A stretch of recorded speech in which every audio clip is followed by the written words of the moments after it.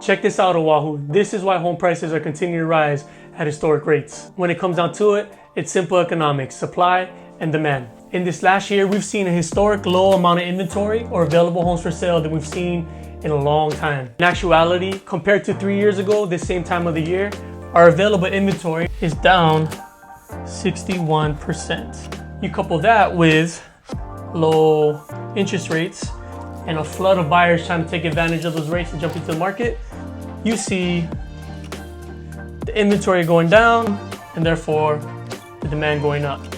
But how does this affect you?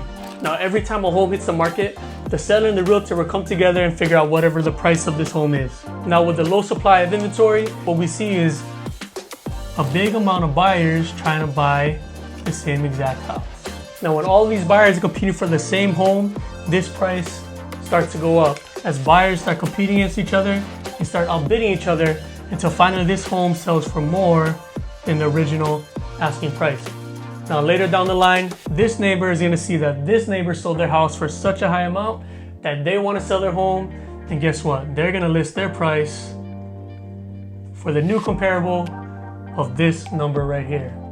Now you have this group of buyers moving over and competing for the next home, and you might even get new buyers, and the same thing happens. They all start to compete, they all start to outbid one another, and this price goes up.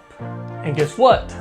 When this neighbor wants to sell their home, it's the same exact cycle. They see that their neighbor sold it for this price, they're gonna list it for that price. All of these buyers of this home and that home are now gonna come down here and start competing until, yep, that price goes up. Now they set the new standard for the neighborhood for these homes.